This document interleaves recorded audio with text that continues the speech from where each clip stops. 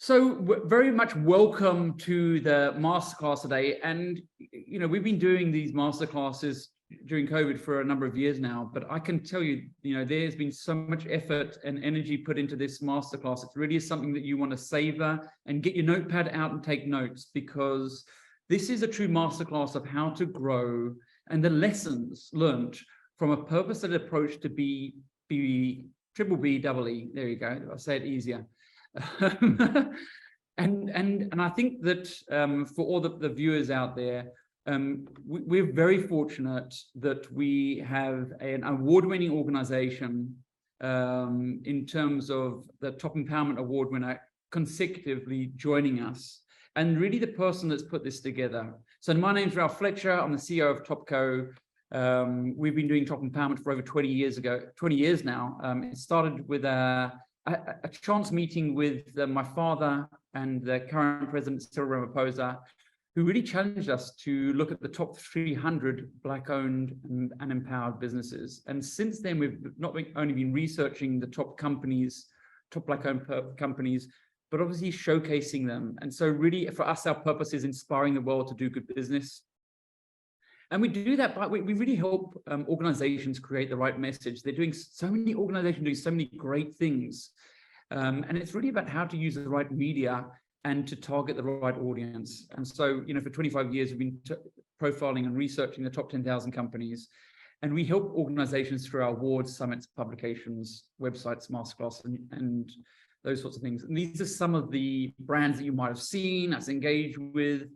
Some of them have been going for over 20 years. Top Empowerment is the leading brand within the Topco stable.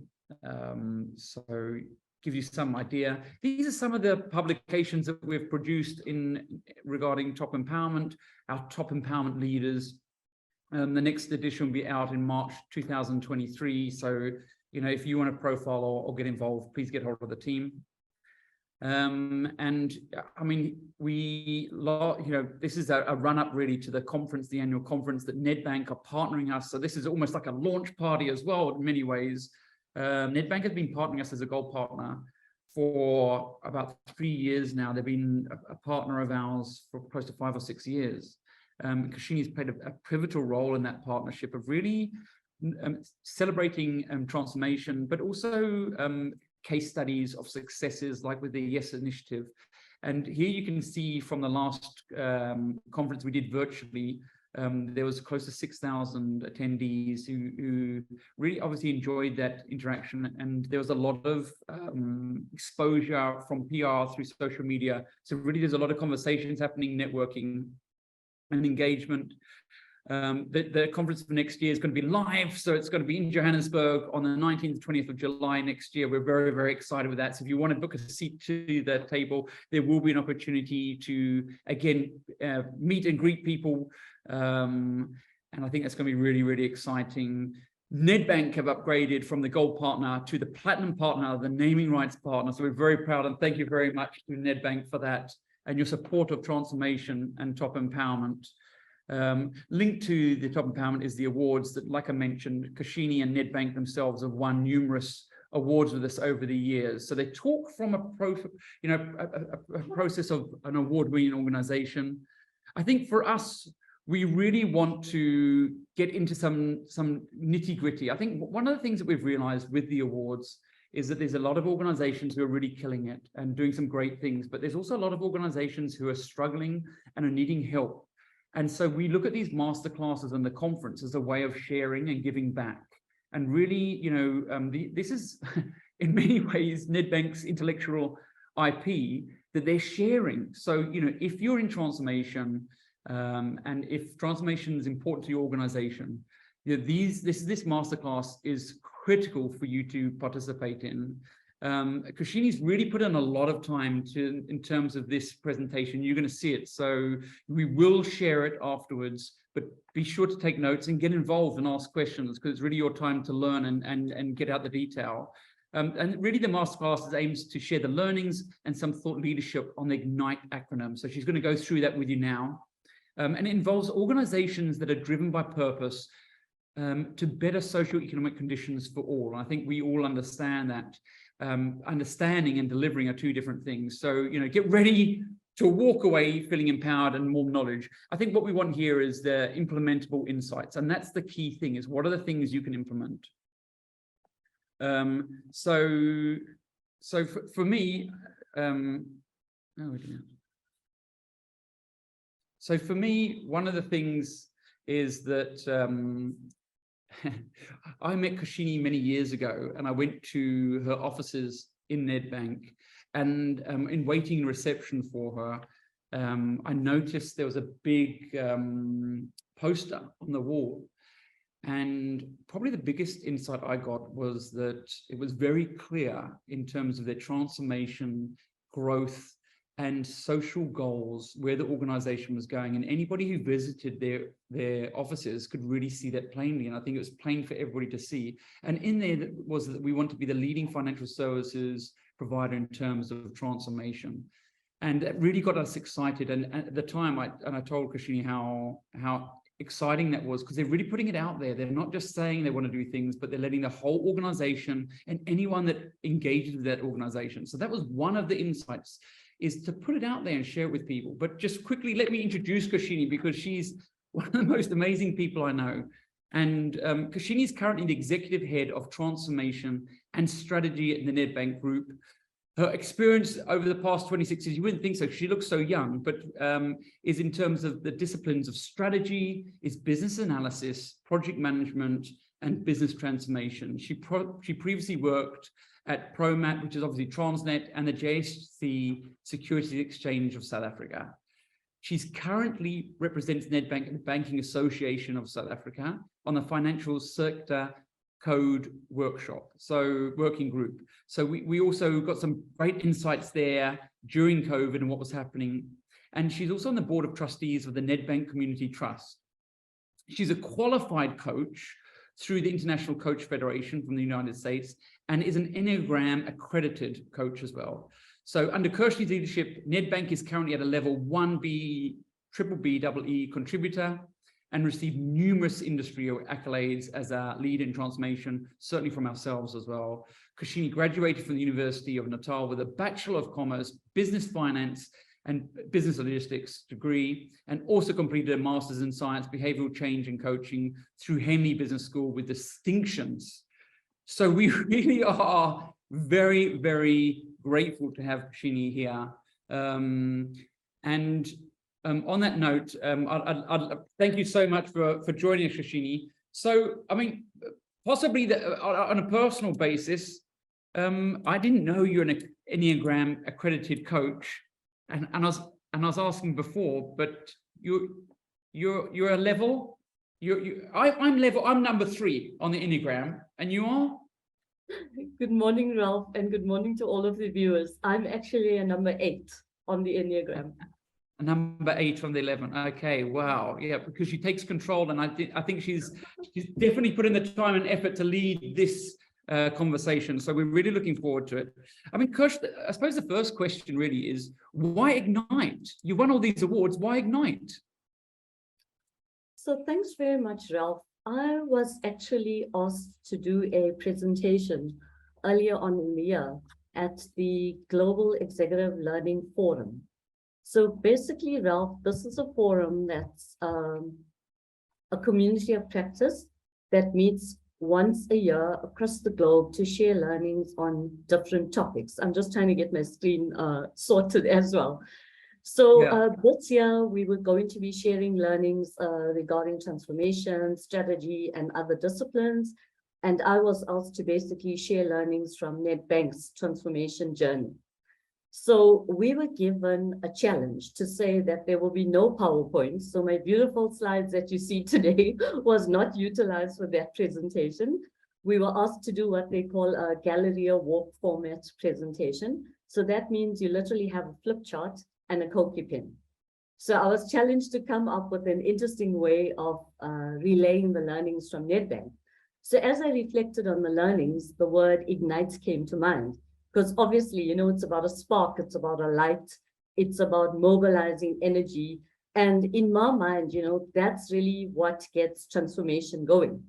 So then I thought what I can do is utilize it as an acronym, and then share the learnings or unpack the learnings from that perspective.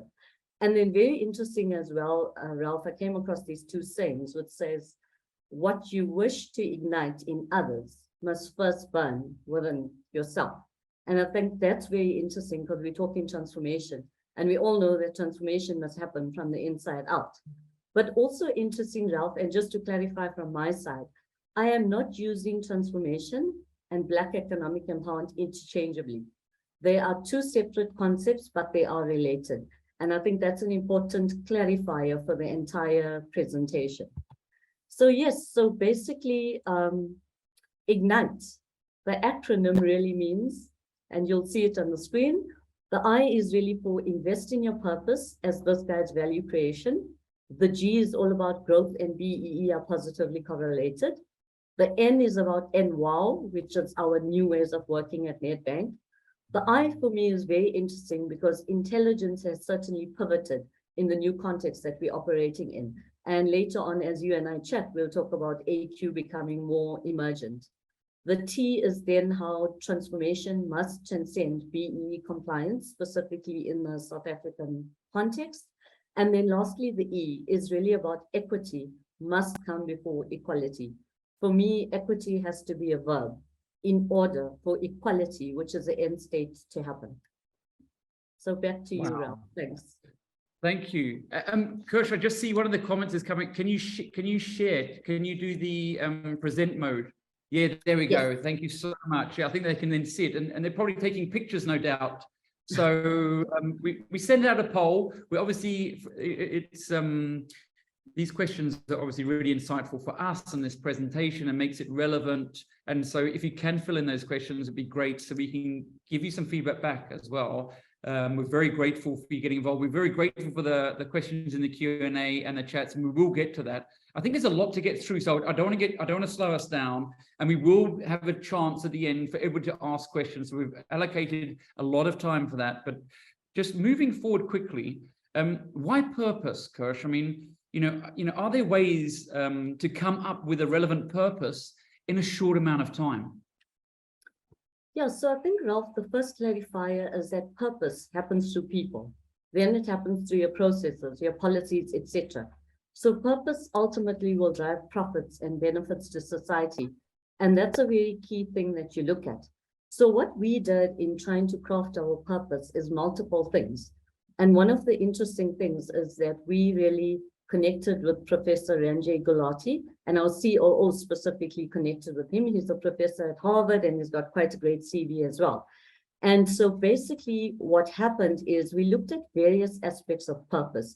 And if you look at the screen, you'll see purpose must actually be a North Star. That's one of the key things, and that comes from Stanford. It must be a unifying statement, and that comes from Harvard. And organizations that seek purpose should articulate a conscious effort or deliberate effort in this regard. And last but not least is we are always challenged to find the sweet spot between commercial and social logic. So ultimately for us, it was really that purpose must create value for your stakeholders, as well as your employees, your customers, suppliers, and society.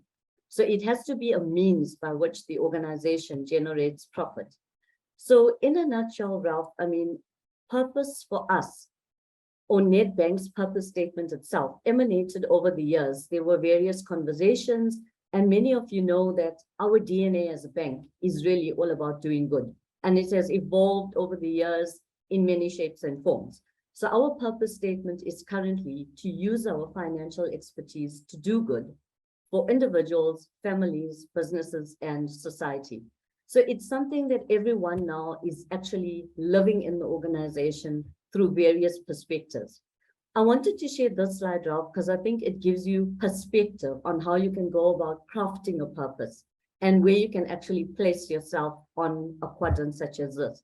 So if you look at the x-axis, it's about the social logic. And if you look at the y-axis, it's about the commercial logic.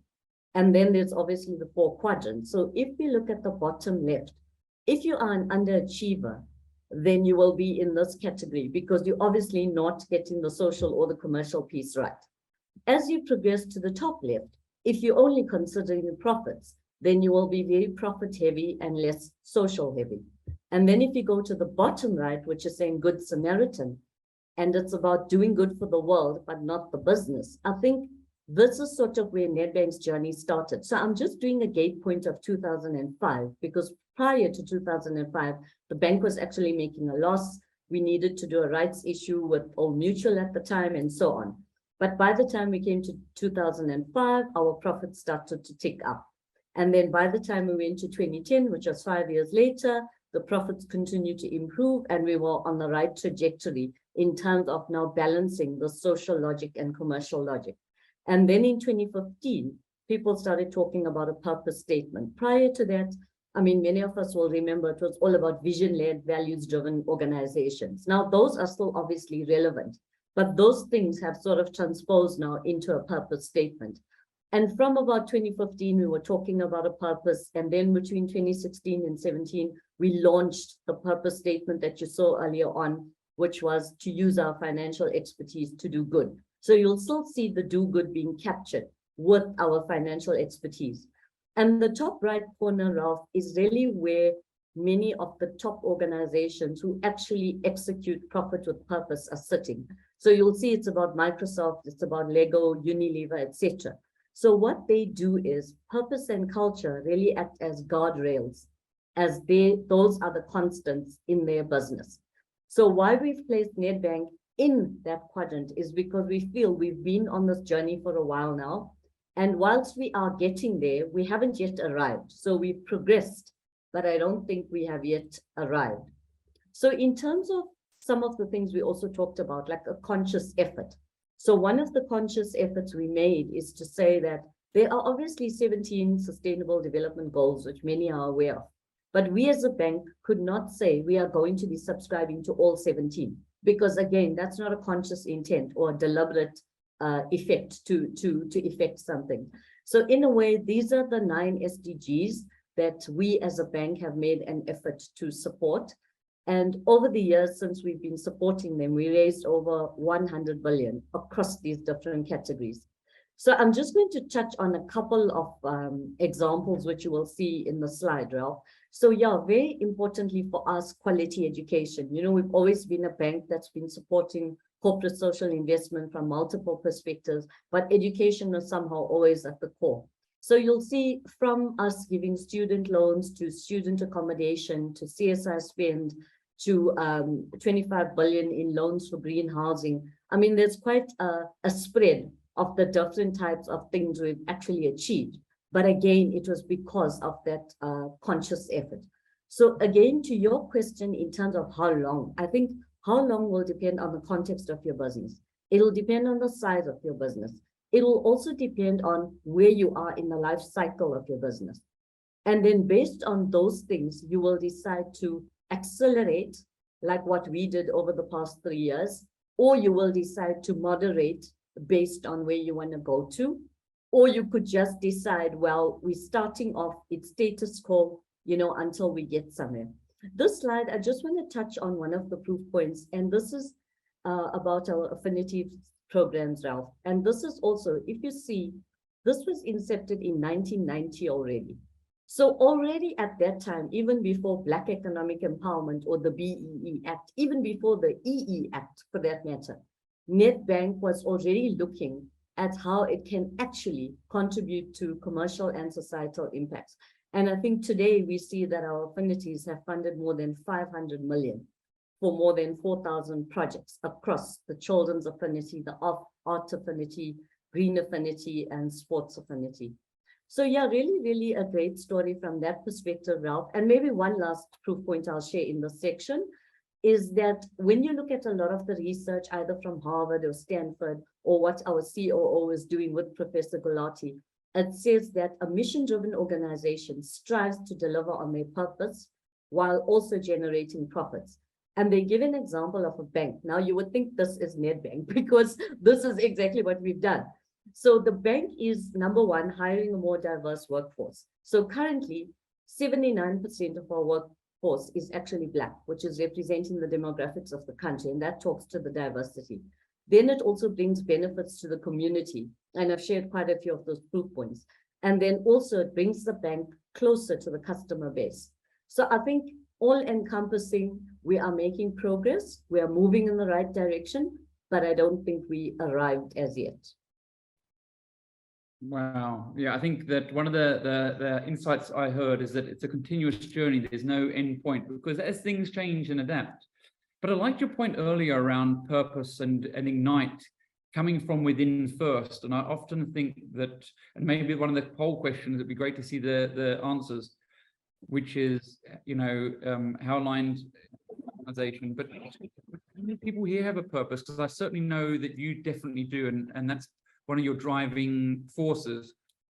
So, I mean, that was great, investing in your purpose, and I think it's relevant that it's number one. And I wasn't sure if it's in an order because of the name, or there's an order that people should follow. But the next part, which is really, I thought really also really important, is that many organizations see transformation as a cost to do business. And I was wondering, do you think this is a mindset issue, or is it really about getting the right stakeholders together? And why is it vital for transformation, and what should be considered when you're thinking around these things? So I think, Ralph, firstly, it's a combination of factors. It's not only a mindset issue. Sometimes it is also a real budget issue. It's a factual issue. And that is why the G is really about growth and BEE. And also growth and transformation are positively correlated.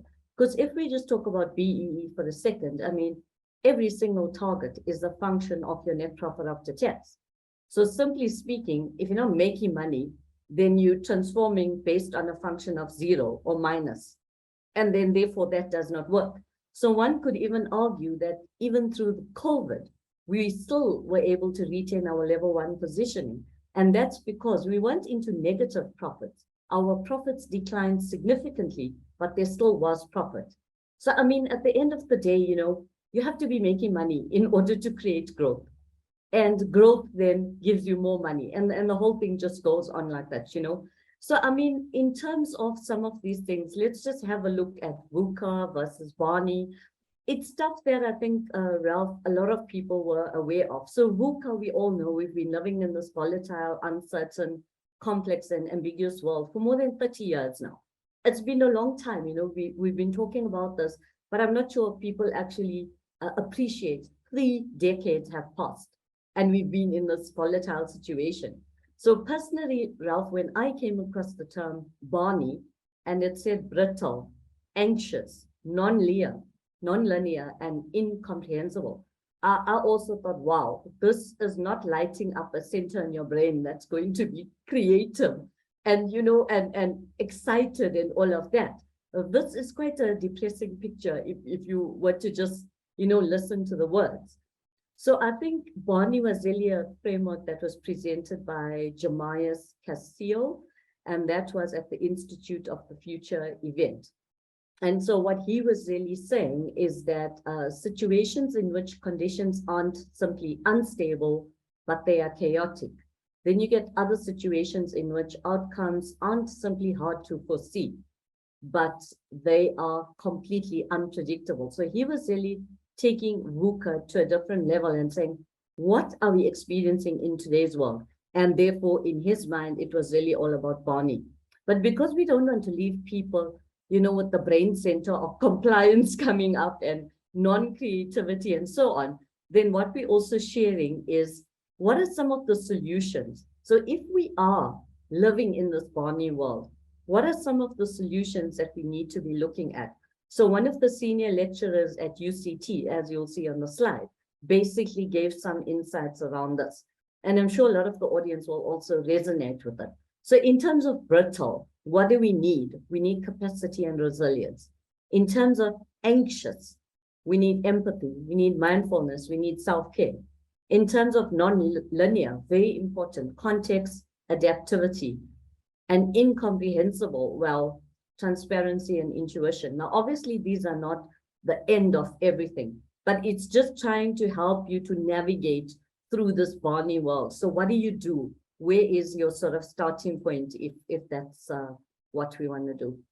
So I think without belaboring the point here, Ralph, what we will obviously do then is keep abreast of the changes, what's happening in the environment. We are not an island, we're a microcosm of the bigger whole.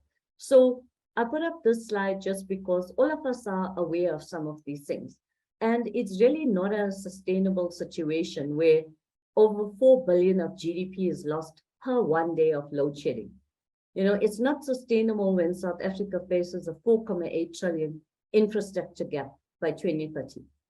It's not sustainable when we ranked the 30th driest country in the world. Now, funny enough on that one, our dams are full.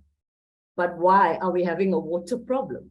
Again, it goes back, to the infrastructure and service delivery and things that could have really been averted. So what we tried to do is obviously, yes, it doesn't help to complain about it. So from a Nedbank perspective, we then sort of map out if this is where the world is going, and these are some of the key things that will stagnate our growth, then what do we do to respond? And then you'll see on the right-hand side, well, in terms of power, we will obviously be funding, some of the deals. In terms of water, we obviously also funding transactions. And I think this is where you'll sort of see banks' role in society coming to the fore. And then maybe the last one I'll just touch on here, Ralph, is your point earlier on around, yes, where we are supporting over 7,000 youth in the past 4 years. We're actually one of the biggest corporate sponsors in the financial sector for the Youth Employment Services Program. So I'll pause there, Ralph, and hand back to you. Wow, thank you. It'd be good to see those stats from those polls. But I mean, are you in fact the biggest supporter of youth? You said you're one of the biggest, but I thought you were the biggest. But no, we are the biggest in financial services, Ralph. There's one other company that might have done a few more youth in a different industry, in a different sector. Yeah. Yeah, I know the huge impact you're making, and I think it's not just supporting it. I think what people maybe aren't aware of is the huge amount of people that you're also taking on personally yourselves as a bank through this program as well. So it's not just support in terms of financial, you're making it work and you're onboarding people, which is spectacular. But I mean, just moving on, and I'd love to get those stats, but I mean, what do you think are some of the simple steps that you have seen to implement a culture where new ways of work are embraced by the whole organization when it comes to things like the YES initiative? And how important is instilling a culture of failing forward and taking risks? Certainly from a bank's perspective, it's almost the opposite. It's compliance. And so how do you bring around a culture shift where you have compliance, but you still have this failing forward and this ability to take risks? That's no easy task for any organization, certainly not for a financial institution. Yeah, definitely, Ralph. I mean, it's definitely not an easy task, but I think where it becomes easier is if you have a more like deliberate and structured approach, So even from that perspective, one of the key things that we always do is we keep abreast of what's going on in the environment. So one of the key things that we did when we started this journey is to look at, and I'm just sharing 10 ways of what the workplace will resemble in 10 years, but they could be 20, they could be 15, and so on. And also, as you cast your eye to a lot of these, you'll see some of them are already happening now. So it's not even like it's only a 10-year picture. So if you look, for example, at the first one, middle management will have different responsibilities. I think that's already happening now. The social and political turbulence, as well as the work-life fusion, the hybrid work, and all of these things have added like a new layer of complexity and pressure, specifically to middle managers. They also now have to become leaders at a far more stepped up role than what would have previously been anticipated of them. And then at the same time, they also have to manage career perceptions, well-being, connecting to the organization culture. So it's quite a big thing. Then if you look at upskilling and digital dexterity, which will outweigh tenure and experience, I mean, we all know this. Many of us will become obsolete if we actually don't continue to learn or relearn, unlearn, whichever way you want to say it. Employee data, I mean, we all know the trend that's happening there. Very importantly, on number 4, I think less focus on roles and more focus on skills. That, in my mind, is going to be quite a key shift that is going on. Because previously you would hire for a role. Now you might also want to rethink the way recruitment is going to be happening. Then 5 and 6 are quite interesting on leave policies on the left-hand side. And I mean, this one here, Ralph, just to give an example, paternity leave, has been coming more and more to the fore, and we've seen companies like Vodafone implement it. Then on shorter work weeks, we've seen like people talking about the 4-day work week, but in other companies like Belgium, they've already implemented it. Some of the South African companies, like I think IQ Group, are already basically doing pilots on this. I mean, we ourselves are also looking at what would a compressed work week look like and what will that mean. And then, of course, the remote work-life balance will reveal challenges. We're already seeing the challenges and opportunities for that matter. With point number 7, workations are already the norm, I think, now. Number 9, very important, because people are now wanting to work for purpose and passion and not just money. And I think even though you will see this in a different way as well through the Great Resignation, for example. And then last but not least, colleagues will include smart machines. I think some of these things are already our friends, right now. So with those, Ralph, what we then did is a complete overhaul and pivot of Nedbank's leadership framework.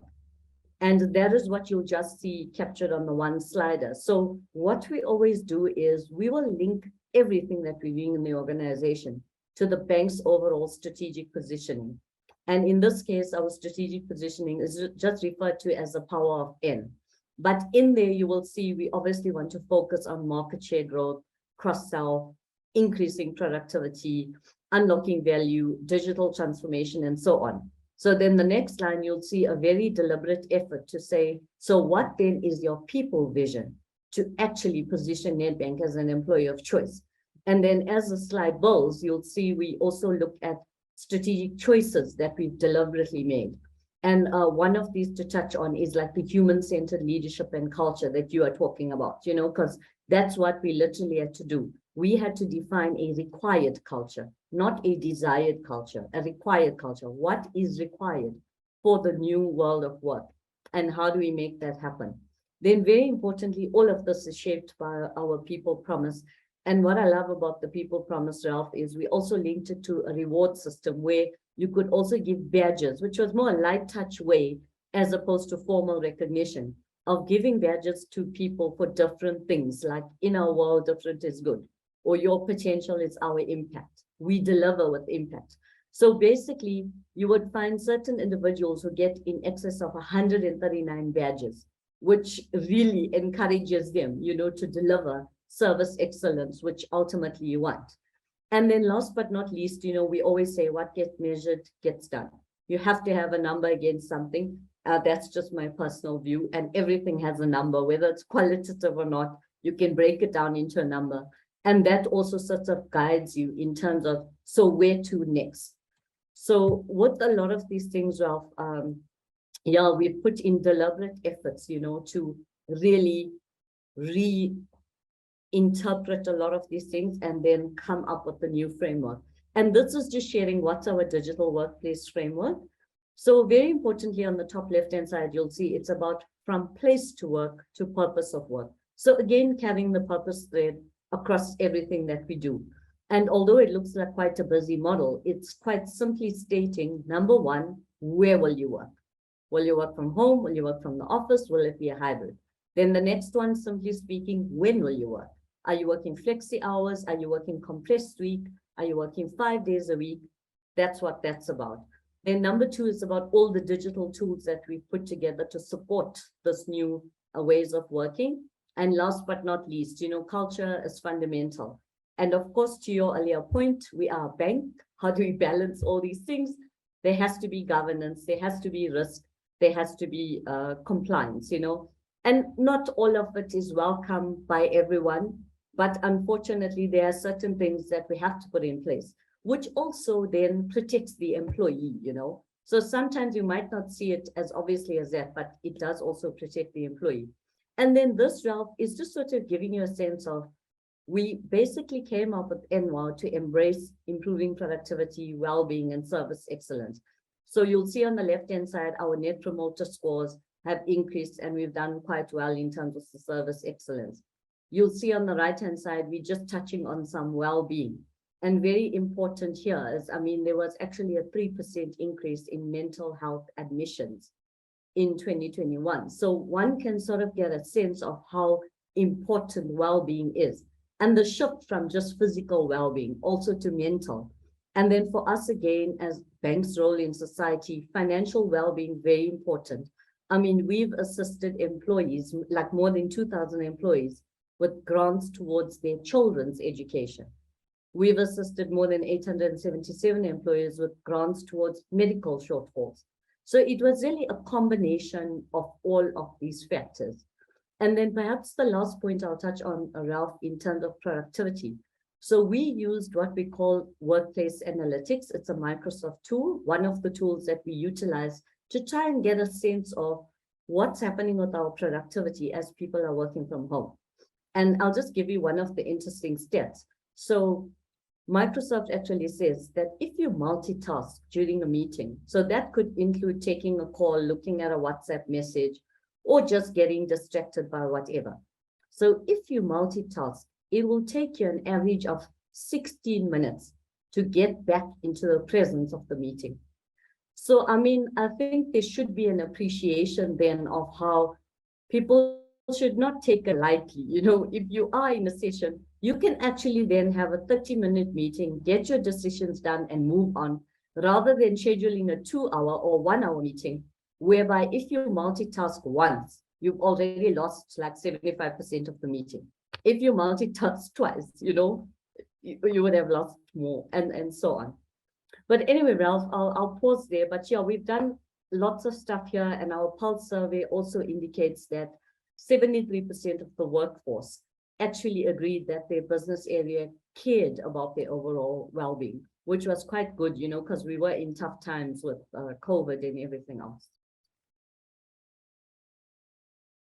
Wow, Kersh, it's hard to keep up with all this data, and I'm glad we're going to be sharing the slides, because I'd imagine for everybody, there's so much here. It really is, like I said, a masterclass and insights. And I just want to applaud you and your team. We've still got a long way to go, but the level of the presentation is just out of this, is really is world class. And the insights we're getting, it should be illegal, the stuff you're giving away here. So I think we're all very grateful. One of the things that certainly I've seen is this change from managers to leaders. And I think that is a big shift, and shifting people's thoughts about leading as opposed to managing. But just closing off on what you're saying, I saw I think it was on LinkedIn. It was a memo from Elon Musk to his staff, how to coordinate yourself within meetings. And it really did say, if you're not contributing, you're not asking questions, you're not involved, leave. Don't waste other people's time or your own. Get on with it. But, you know, as someone I respect hugely in terms of strategy, you know, it was mentioned that most strategy plans are now developed not for longer than 18 months into the future. I think because of things like disease and economic changes having such an impact on economies. It's like COVID, you could have planned, but then COVID came along and you had to change your strategy, and these economic recessions, these things having a profound impact on our supply chains. And so, you know, I suppose the question is why is AQ or adaptability and important, and what systems or processes can a company implement to move the team to add adaptability to that muscle? Yeah, thanks, Ralph. So I think firstly, you know, to acknowledge that the life cycle of implementation has significantly shortened. I mean, you will get left behind if you don't keep up. So I think human beings have a challenge to actually adapt at a much faster pace than what was ever required before. And I think that was one of obviously the key drivers of why we've seen AQ, or like you say, the adaptability quotient, emerging over the recent past. So yeah, you know, we know that empathy became more and more to the fore as well. But in my mind, I feel like IQ is almost a given now, which is the technical stuff. In my mind, I'm also saying I think EQ and empathy is also now sort of becoming almost a given. And then, of course, AQ is then really the step up of what's going to be required for you to shift. So simply put, you know, the adaptability quotient, it's really looking at your adaptability or your ability to adapt, if you want to say it like that. And I think it really is what's going to make the difference between excellence and extinction. And that's very important, not only for a company, but also for the individuals within the company and for you as a person on its own. You know, how do you keep up with all of this?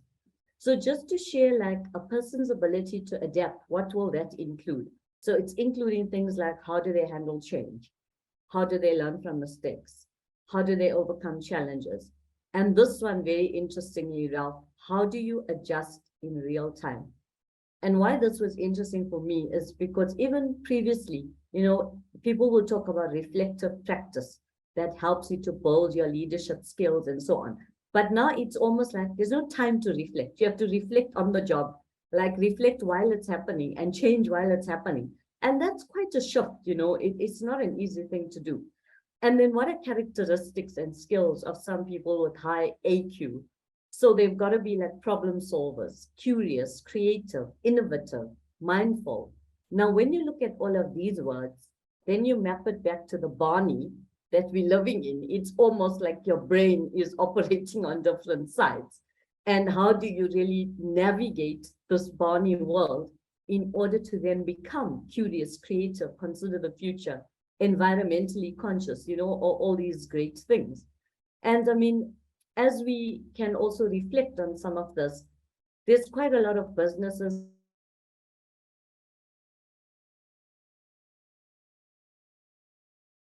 remember BlackBerry, Palm, Motorola, you know, all these guys, unfortunately. And then, of course, we know Netflix, YouTube, etc. And just interestingly enough, Ralph, I'm not sure if many know, but YouTube actually started off as a video dating app. Now, I was not on the dating app. It's just part of my research, just so you know. So they said one of the things they did to survive is to say they moved from dating to dynamic. And that's how YouTube itself basically had to reinvent itself to stay relevant relative to what they originally wanted to do. So that was just an interesting example for some of the people that are in the audience who may or may not know of this.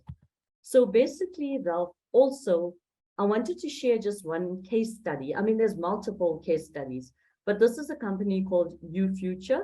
It's really a Ukrainian company, and it's got a portfolio of assets across real estate, infrastructure, industry, renewables, and so on. So they had a really great team, but they were feeling that some of the processes were frozen. So what they did is, if you look at the bottom left-hand side, they launched the UFuture Talents Project, and they basically took in 200 applications, of which 26 were selected. So they worked together with the Deloitte Academy. Their CEs of UFuture's holding companies were also involved in the process. And then that's how they selected some of these participants. So the key factors that they were looking at is IQ, which we all know is a given now, EQ, obviously, which is required, and then AQ. So they basically bringing in AQ into aptitude when they are hiring or staffing for resilience. And then on the right-hand side, you will see the second bullet point. New people started implementing new projects at a high pace. So the rest had to either decide, start moving forward and catch up, or stay behind. So again, a very real example of if you do not adapt, you know, whether it's a person or a company, then you will basically not survive. So really, Ralph, I think from a Nedbank perspective, there's a couple of things that we did to also stay relevant during COVID, and that's pivoting our digital and e-commerce solutions. It was also adapting to the new age, which most companies had to do. And then also we launched products that were deliberately aligned to clients' needs. And then I just wanted to share this example. It's the last one in this section, Ralph, because I thought it was interesting. It was from our property finance team at the time. So obviously during COVID, they could not visit construction sites. So the Nedbank journey with open space really began at that time. And they began with 4 clients across Kenya, Morocco, and Mauritius. Since then, I mean, the initiative has launched in more than 25 different sites. And in a way, the technology really is the first to be used by us, and it enables regular and remote monitoring of construction sites. So really clients can then view the development of the property as frequently and in as much detail as they want. And of course, your costs are reduced from this, your time is reduced. And then of course, the banker itself or the bank and the client can come to solutions much quicker. So I think this was also a good innovation that happened during COVID. So thanks, Ralph, back to you. Yeah, I think there's a number of great innovations that happened during COVID.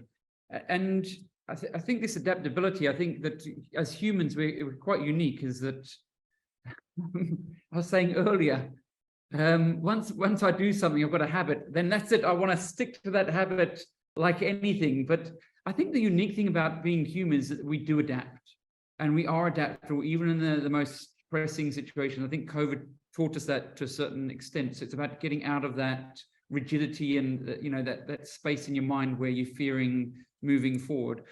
It was interesting you talk about digital transformation and taking on the youth, because I saw a case study where one organization, they used the young people, the youth, the more digitally enabled, to actually teach the older or the legacy or the staff that have been there for a long time that maybe had the insights and the knowledge. They taught them digital skills, and they saw a massive uptake in adaptability when they brought in the youth to teach the older people. It's quite weird because normally it's the older people teaching the new people, the parts of the business. So there was this coexistence in a way. But I mean, just moving forward, if we can just show the results of the survey quickly, I think it's quite interesting, right? Does your organization purpose resonate with you? Wow, 86% of, so we've got the right people on board here. Yes. Interesting, eh? How important is B-BBEE to growing your organization? 77%. And somewhat 20%. It's only 2% that said not very. Do you think SA Business has enough, has done enough for transformation? So not really, I think, or no, more to the case. And so there's more to be done. The journey's not over. We're just seeing the tip of it, I think. But it's case studies like this that really do help people unlock that latency that's stopping or inertia, because then they've got examples of what people are doing. Has your company embraced new ways of work?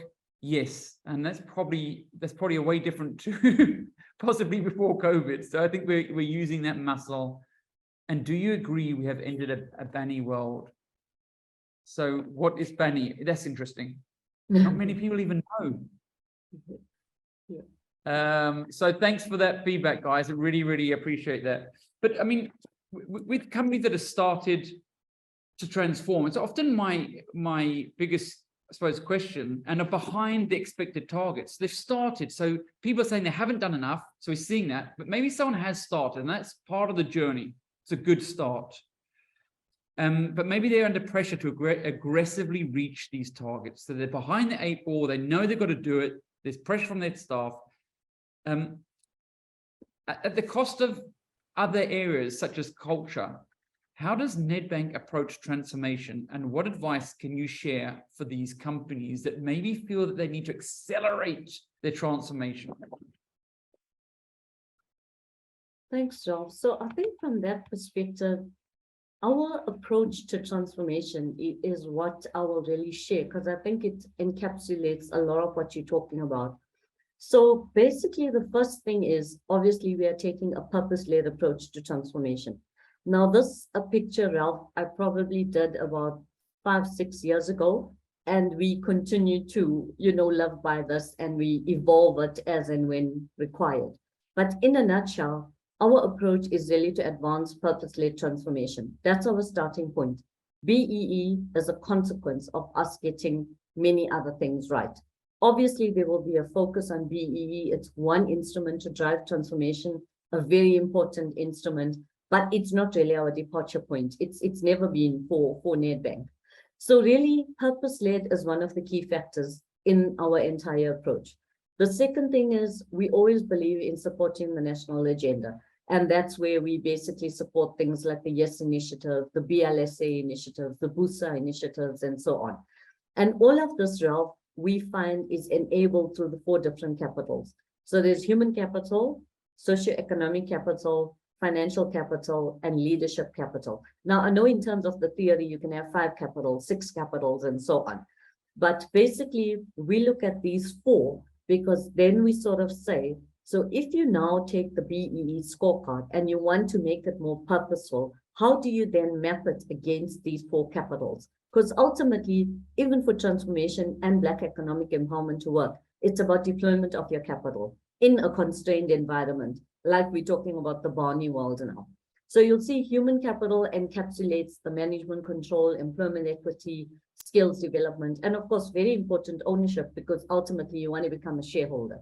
Socio-economic capital looks at the preferential procurement, enterprise and supply development, the normal socio-economic development, and also skills development. So there's a couple of BEE elements that straddle many of the capitals. It's not always a one-to-one relationship.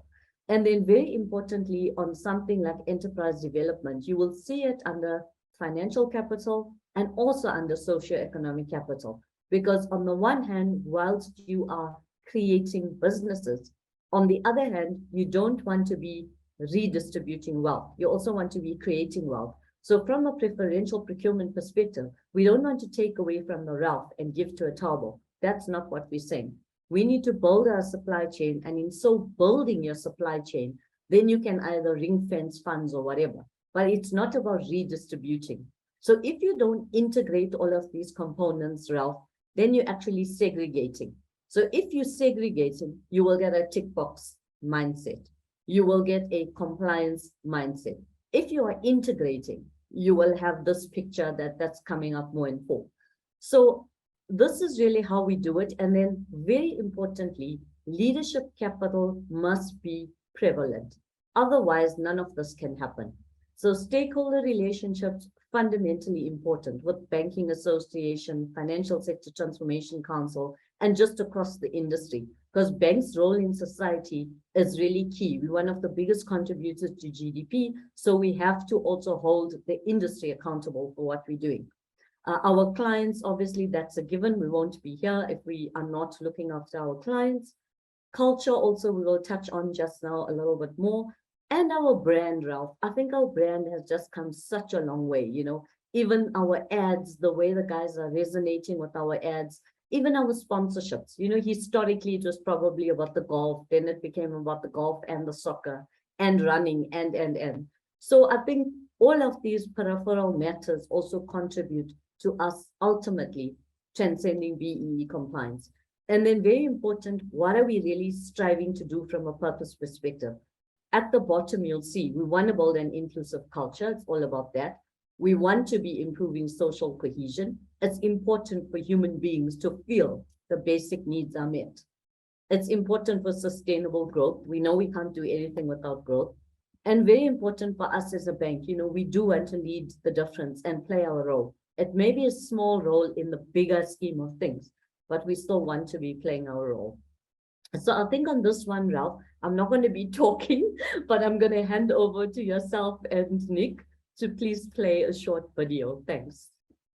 Oh, wow. Thank you. I think Nick's going to get in there. If you can unshare and then he can share. But if you do have questions, because we're going to the video and then we've got our last 2 points, and then we're going to get into questions. So if please in the Q&A, you see the Q&A button, can you please just add your questions there for Kershini, because she will help and answer some of those things. I've seen a couple of questions there already. And over to you, Nick. Thanks so much.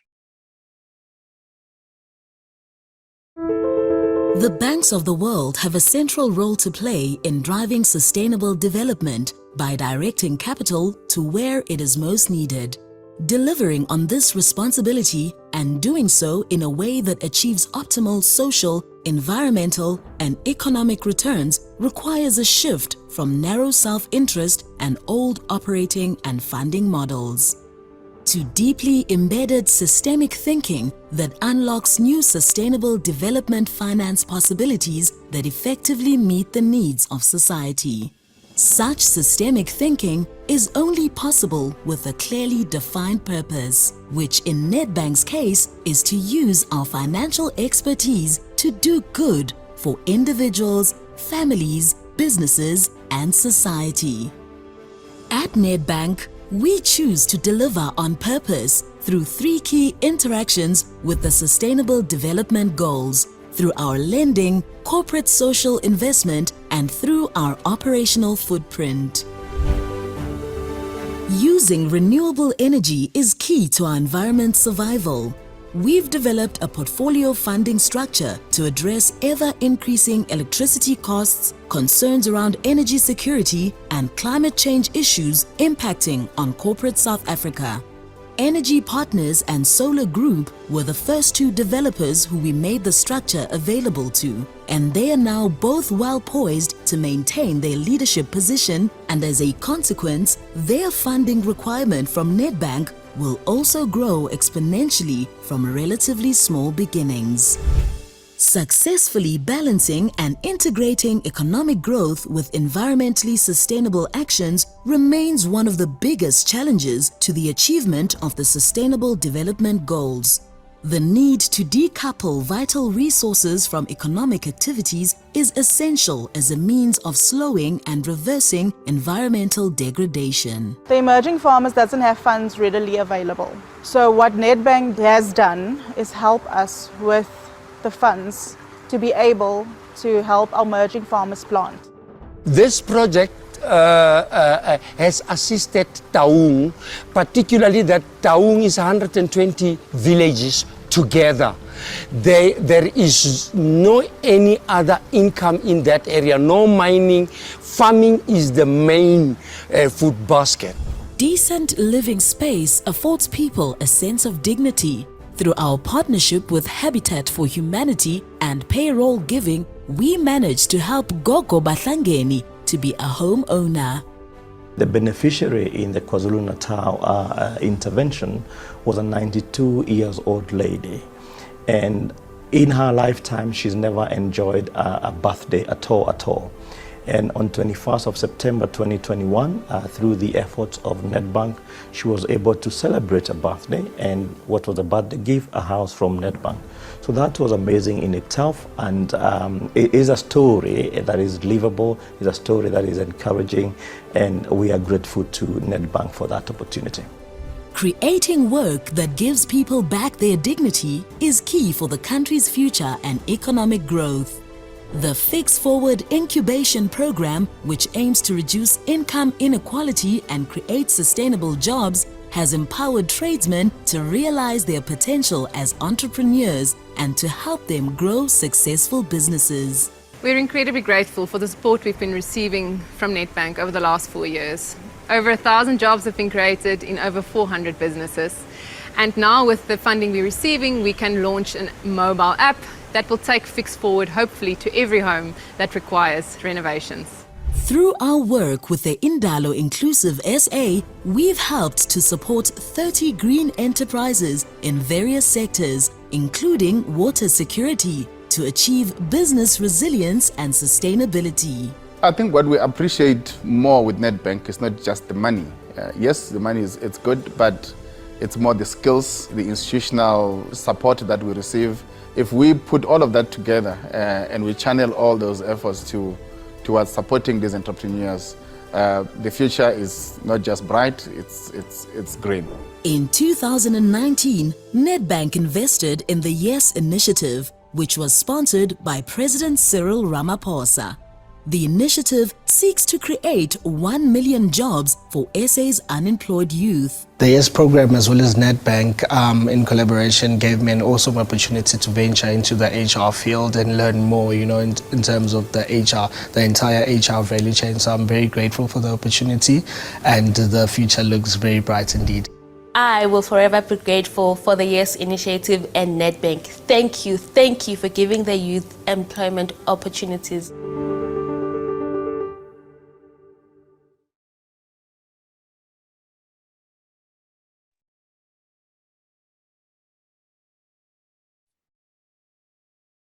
Wow, what a video. Thank you for that. It's lovely to hear those people talking around how you've helped them. Yeah, we- thank you.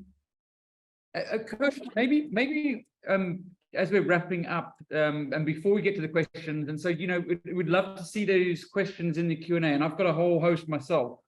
But I mean, there's a number of organizations, and so what advice do you have for companies which are maybe Black owned, or they have an equity partner, but they are still struggling with equality?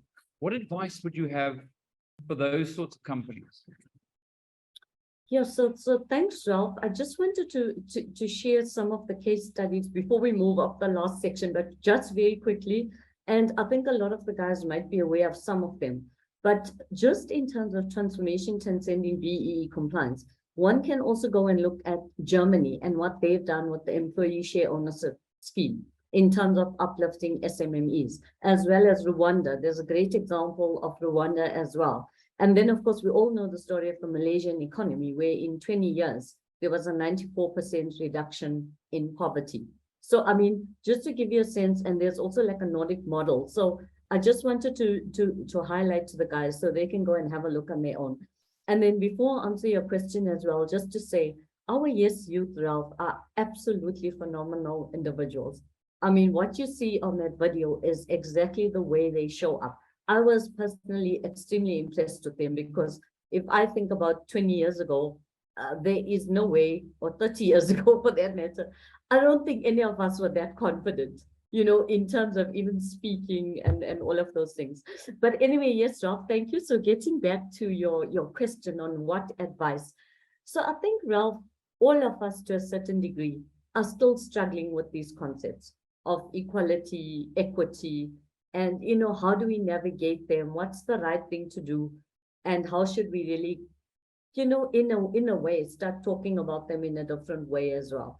So really, I think the first thing to just share is, we all know this, but there's a difference between equality and equity. So like I said earlier on, equality is providing the same level of opportunity and assistance to all segments of society.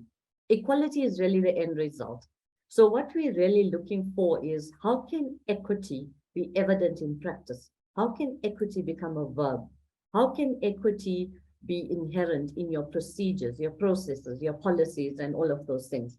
And then on the right-hand side, I mean, almost all the research that you find, whether it's Boston Consulting Group, McKinsey, or whoever it is, will tell you that, you know, diverse management teams will obviously improve your revenue and improve your culture and all of those good things. And of course, with South Africa itself, you know that we are one of only 12 economies globally where the number of women entrepreneurs has risen over the previous years. So 11% of the working age women currently are engaged in some sort of entrepreneurial activity. So really, what's great about that is obviously the entrepreneurship increasing. Unfortunately, the gender pay gap, as we all know, still exists. And if you look at the last statistic at the bottom, I mean, really shocking that we have a stagnant median gender pay gap of between 23 and 35%. And yes, there has been progress made, but it's obviously not quickly enough. It's not at an accelerated pace. And then, Ralph, this one always gets me, no matter where I read the statistic. It's actually McKinsey would have done research as well on this, where they say now COVID has increased the projected time to close the gender pay gap from 99.5 years to 135. I mean, whichever way you look at it, you cannot wait for a century for something as important as this to happen. So despite all of this, I think what's quite encouraging is we also sponsor the outcome of the Business Engage fifth status of gender on JSE listed boards research. And last week, this was launched by the Colleen and a team, and Colleen's really the CE for Business Engage. And so it was quite encouraging to see like 1/3 of non-execs are female. Women are increasingly being appointed to chairs and as lead independent directors. And then also an interesting statistic, Ralph, that women on average are between 4 and 7 years younger than males on boards. So there's still a number of all-male boards, but it's shrinking. And what's really interesting is FTSE 100 has no male boards currently, no male-only boards currently. So they've managed to turn this around, and hoping that, you know, from our side, the JSE will actually emulate this. And then just to quote Colleen, she's saying, we're not looking for a revolution, we are looking for a Q-volution, and that means a quick evolution. So I'm sure Business Engage will be calling upon all of us in corporate South Africa to actually make that happen for them. And then, Ralph, perhaps what I can do is just share a few insights from our diversity, equity, and inclusion journey that we are busy with across the bank, and we are engaging the services of Mandate Molefe. So some of what I will be sharing, it's just a few insights that I picked up from some of the sessions that we were on. So the first one is quite interesting. If people have not heard about the diversity bonus, you can also go and read the book. But what it's saying is diversity trumps ability. Now, obviously, each person has to have an ability. That's the basis. But now you need to have different people coming together in order to then take this whole debate to another level and to prevent things like groupthink. So that is why they say 1 + 1 is equal to 3, but only when the two ones are different. So I think this is really important. It's just another way of showing how a diverse group of people with mixed talent and capability will almost always reach a better result than a group of high ability individuals only. And I mean, I think we can see that and appreciate that in many shapes and form. So the other interesting insights that came out, I mean, there were lots, Ralph. So this one here was just from our own research on other companies, you know, and how they interpreting DEI or equity, equality, and so on. And you'll see, like at Apple, it's all about diversity of thinking. At the Australian Institute of Company Directors, they categorically state diversity without inclusion is not enough. So they say organizations with inclusive cultures are 2 times as likely to meet or exceed financial targets, 3 times as likely to be high performing, 6 times as likely to be more innovative and agile, and 8 times more likely to achieve better business outcomes. And then there's a couple of other good examples as well, where you can look at Samsung, for example, which is about match the inside and the outside. And they got this beautiful ad, which many of you may have seen on the, you know, the hearing impaired person. And then, of course, if you look at BMO, they're also talking about rewiring the system to rewire behaviors. So whatever you really choose, it's about you executing. You know, they always say, you rather execute on a bad strategy than have a good strategy that's just a pretty picture and it's not actually living. So coming back to the DEI journey at Nedbank, obviously what we do, Ralph, is we will ask staff through our pulse surveys and so on, a whole lot of questions. And what we do over and above that is we also engage our LGBTQIA forum. They are doing a fantastic job. We also engage the Women's Forum. They are now called the Gender Equity Forum. And on this one, Ralph, for full year 2022, Nedbank actually achieved 85% on the UNWEP gender gap analysis tool. So we now actually in a leadership position on that.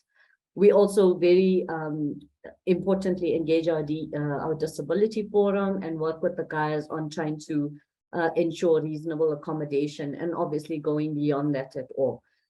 Then also what's important about this slide is how when you look at equity and how you can also create equity in the workplace, I think the way we have utilized our digital learning platform has really helped us to also provide more opportunities to people who would not have had that. And you'll see some of the stats, Ralph, like 991 million spent on leadership development. That's almost R1 billion on leadership development. Learning contents that's been shared by more than 5,000 times by different people. So, I mean, this stuff is really working. So over and above this, we obviously look at our pulse survey results. And one of the things that came up in those results that were not necessarily good is that people felt they could not challenge the status quo. So we then, as we went through the DEI journey with Mandate Molefe, obviously got a bit more education on psychological safety. Because some of us just thought, okay, it's challenger safety, where we don't want to challenge the execs or whatever it is. But actually, there's 4 different quadrants of psychological safety. Now, these are not sequential. They can be used in different ways. So they don't follow a certain order. But you might find that people in different organizations could be struggling with maybe inclusion safety, which is different to challenger safety, which was what we were experiencing. And that's also different to learner safety and different to collaborator safety. So this was all very important because even us as executives were getting educated, back to the relearning and unlearning and learning new things. And sometimes to your point of what advice can you give companies, I think there is something about dialoguing around these matters. And there is something about educating each other around these matters, because it's only through that and through your knowledge that you can actually do something about it. And then what I liked about the journey as well is that we were also given some examples, and you see there's quite a few. And these were called containers for dialogue. Now, often, there's a notion that people don't want to speak up, or they're scared to speak, or they don't want to handle conflict, or whatever it is. So these were just some suggestions on what you as an individual can start to do to start managing your own perceptions and emotional state and all of those things. So I'll just touch on a few. One is very important. Notice your own triggers, feelings, and emotions.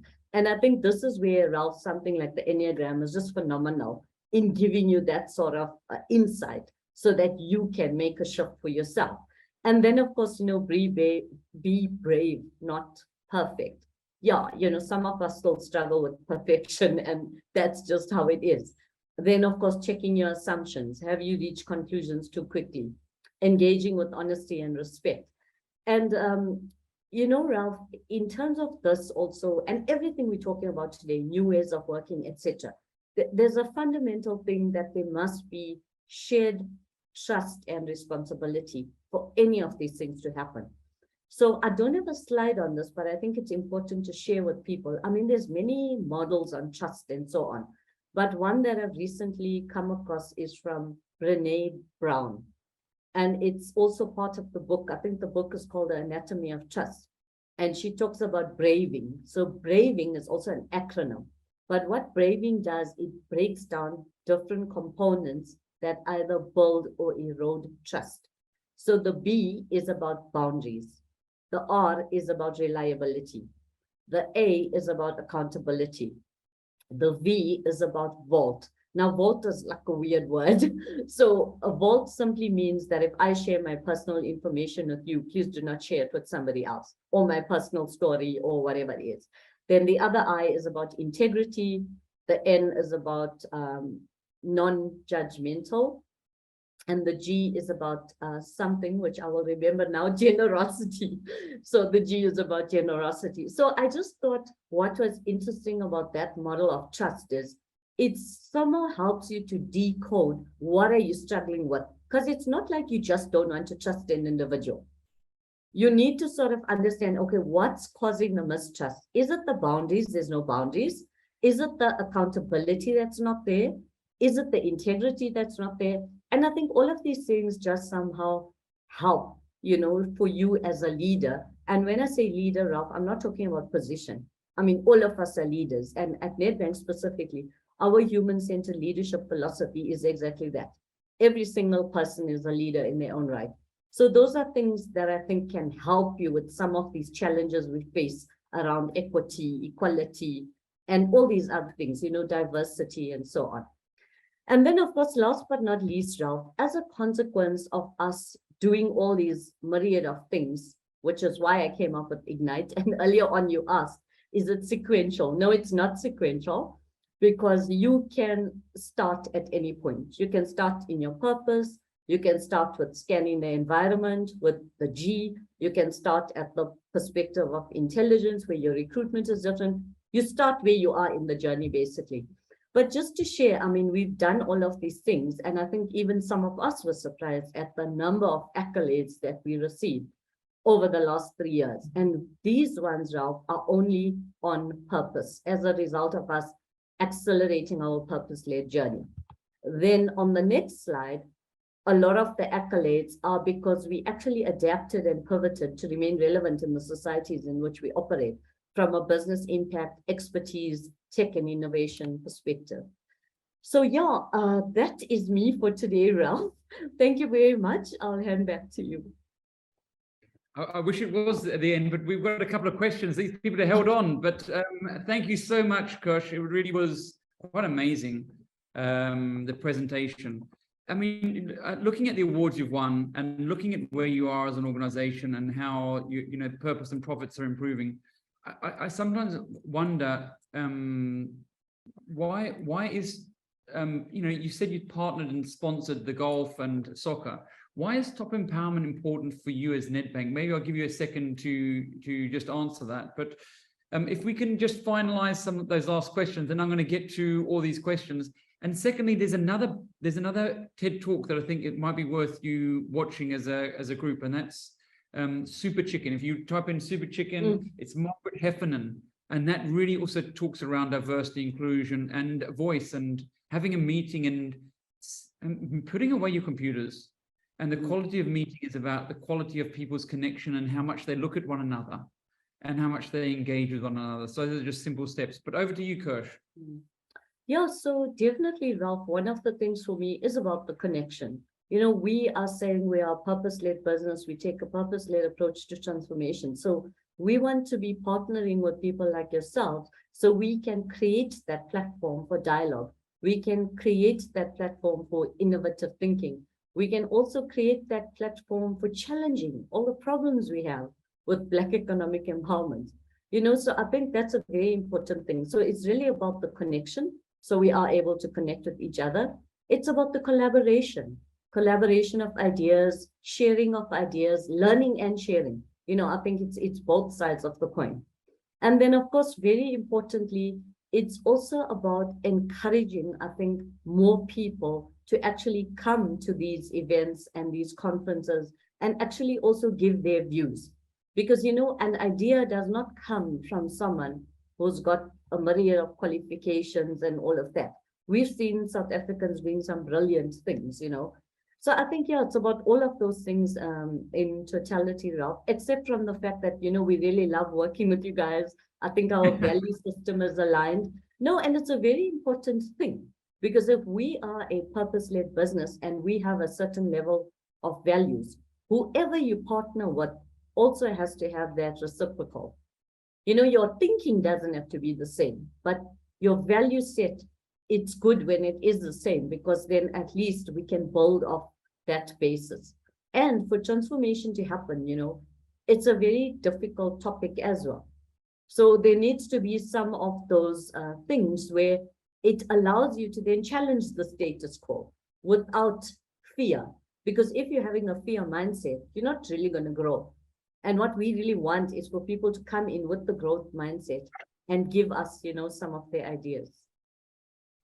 Wow, thank you. I want to get to some of the questions. We've got 3 questions here that I want to start with. And I know I'm mindful of time. I know we've got 10 minutes left, so I'm very grateful of your time already. But from Anonymous, I'm a founder of an online startup software consulting company. I'm still in the structuring phase, pre-launch, and I'm riding solo. It's self-funded, and I'm currently developing the digital platform in need of financing, as with so many organizations, I'm sure, so that I can hire all the essential employees. How can I ensure that I get the right partner and funders without having to sell a stake of the company? Wow, well, that's a tough one. Kersh, is that something you feel you can answer? Is it something you can answer later with the team? So I think what we can do, Ralph, I don't want to answer it, but I want to give the person, would you guys please take the details so that we can put the person in touch with one of the right people at Nedbank who will absolutely guide them through that process. So can I please ask you and the team, Ralph, to do that, if that's okay? If you Anonymous is, if you can email us, that'd be great, and we can share that contact detail with Kersh, and she can share it with the team. But it is a challenge, right? Funding is a big challenge. And I suppose getting into communities like this will help them, because it's that network that will help us all. So number 2 is from Lynette Davis. Thanks so much, Lynette. What are we, SA, doing to ensure that multinationals entering the SA market make a suitable contribution to enterprise and supply development within the B-BBEE codes. More importantly, provide tangible and sustainable youth employment with both earning and learning opportunities available. How do you feel about answering that? I mean, there is a lot of multinationals and we see them coming. I mean, there's a lot more. You know, my take is that they have the habit of going into new territories. So in many ways, a lot of these mechanisms are aligned to their values. What are your thoughts? Yeah, and also, Ralph, I think the code is also quite clear in terms of what the expectation is of multinational. So that's more from a technical perspective, you know. And then I think what the multinational actually comes here and does is where even like the DTIC can be a bit more aggressive in making sure that if we want youth employment to be improved, then that's what's happening. Or if we want skills development, because there's quite a few multinationals already operating. And what they do is they will have equity equivalence programs, either for skills development or something else. So I think it is there in the code, but I think the execution over the years has been slow, because also the ability for the DTIC to approve or decline some of these programs is also where sometimes the process takes a bit longer. Yeah, but certainly we need to hold the multinationals, you know, a bit more to account, yes. Do you think, yeah, I mean, what I do see is that when the DTIC does have conversations with these multinationals, they generally move quite quickly thereafter. So yeah, I think there's a bit of a lagging period. Yeah. So maybe just to shorten the first part of the feasibility study. Yeah. And I suppose the second part is that we're intrigued, both of us, I suppose, with international best standards and case studies. And I think what stands out for me is that during our awards programs and where we're putting up multinationals doing great things against our local organizations, that we do see our local organizations doing some great programs around different initiatives that is really world class. I mean, I think it's world class, our programs that they can learn from and take to other jurisdictions. Mm-hmm. Yeah, definitely agree, Joe. So Clego asked that comment on not redistribution, but rather creation of wealth. If we operate in a scarcity mindset, that won't take off because those who have won't want to give up what they have for redress purposes. Your thoughts? Will we be able to create wealth in line with those who are privileged rather than those who don't have? Yeah, I think, Ralph, you know, it's something that is not easy to do because obviously people do not want to give up what they currently have. But again, that's where you have to try and have those engagements and conversations and try to come to a point where there is a mutual benefit. Because again, it's not about redistributing. I can't expect you to give me something of yours without me also putting in something. So again, it goes back to how then will you structure, you know, the new entity or the conversation or whatever it is. And then, Ralph, there's the other side of the coin. You will always get individuals who just won't participate. And that's also, you know, their choice. But as far as participating, I think it can be done. You know, we have done it with certain companies. So I think, yeah, it can be done. For sure. Thank you for that. And so Lynn Maggot asked, Kershini mentioned that collaboration is a way to go to achieve organizational goals. How do we reach you to start the engagement? I suppose you can email us and then we can forward that to you. Are you okay with that, Kersh? Yes, okay yes, I'm very happy with that. Yeah. Yeah, yes, you can email me. You can email me at Ralph, RALF, @topco.co.za, Lynn, and I'll forward that to Kershini and then we can start that conversation. Yeah, I think what I've seen, that's part of the reason to come to these events as well. So you can meet publicly and shake hands and look someone in the eye and start the conversation, right? That's why it's important to come to the Top Empowerment Conference. So thanks for that, Lynn. Nalwazi, thanks for the presentation. It was awesome, by the way, Kershini. Thank you. And we're keen to collaborate with Nedbank to engage in dialogues. We have a platform for more than 20 intrapreneurs. Again, same story. Yeah, happy that you share details through yourself, Ralph. Very happy, thanks. And we'll pick it up, yes. Fantastic, thanks for that. And then lastly, Lynette again, Davis, at the GBS Global Business Services sector, we have put together an IEDF, Industrial Enterprise Development Fund.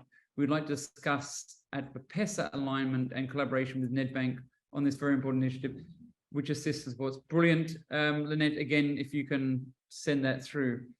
It was truly amazing to have you on board. For those that want to ask more questions, they can email me and we can forward it.